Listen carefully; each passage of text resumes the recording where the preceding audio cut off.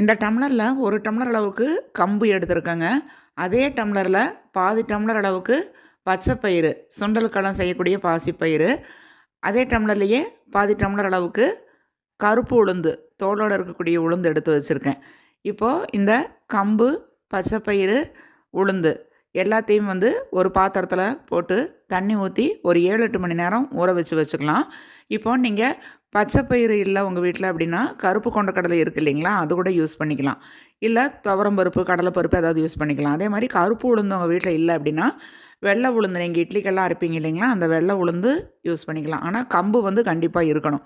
இப்போ ஏன் நம்ம இதில் அரிசி சேர்த்தலை அப்படின்னா, சிறுதானியம் அப்படிங்கிறப்போ நம்ம அரிசி சேர்த்தாமல் செய்கிறப்போ இன்னும் நம்மளுக்கு உடம்புக்கு அதிகமான பெனிஃபிட் இருக்குது. அப்படிங்கிறதுனால இப்போ 7-8 மணி நேரம் ஊற வச்சதுக்கப்புறமாக இது நல்லா கழுவிட்டு பாருங்கள், ஊறினதுக்கப்புறமாக நல்லா இந்த மாதிரி இருக்குது. இப்போ கம்பு, உளுந்து எல்லாம் சேர்த்து ஊறி இருக்குது.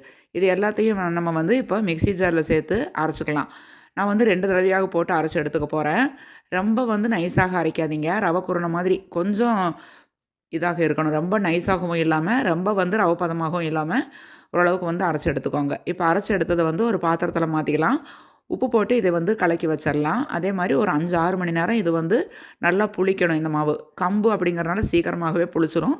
இப்போ வெயில் காலம் அப்படிங்கிறனால ரொம்ப சீக்கிரம் புளிச்சிரும். இப்போ பாருங்கள், நான் ஒரு 5-6 மணி நேரம் கழித்து எடுத்து பார்த்துருந்தோம் அப்படின்னா இந்த மாதிரி மாவு நல்லா பொங்கி வந்திருக்கு. இப்போ இந்த மாவு நான் முழுவதும் எடுக்காமல் கொஞ்சமாக ஒரு பாத்திரத்தில் எடுத்துக்கிறேன். இது கூடவே நம்ம கொஞ்சம் பொருளெல்லாம் சேர்த்த போகிறோம்.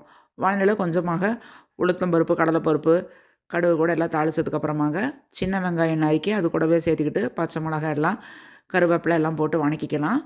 இது இந்த மாவில் சேர்த்துக்கிட்டு பொடியாக கட் பண்ண கொத்தமல்லி தலைகள் எல்லாம் சேர்த்து அப்படியே கலந்து விட்டுக்கலாம்.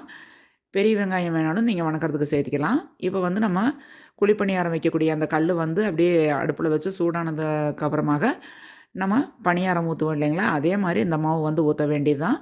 சூப்பரான டேஸ்ட்டான ரொம்ப ரொம்ப விரும்பி சாப்பிடக்கூடிய கம்பு பணியாரம் நம்மளுக்கு ரெடி ஆகிருச்சுங்க. இப்போது அதுக்கு அடுத்ததாக இதே மாவே நான் கொஞ்சம் எடுத்து வச்சுருக்கேன்.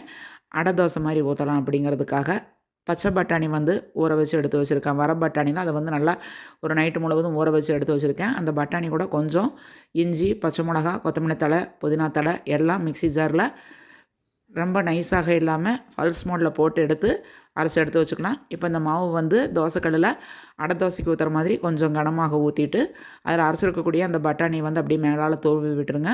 அதுக்கப்புறமாக ஒரு மூடி போட்டு அடுப்பு சிம்மில் வச்சு மூடி வச்சு எண்ணெய் ஊற்றி 2 பக்கமும் டோஸ்ட் பண்ணி எடுங்க.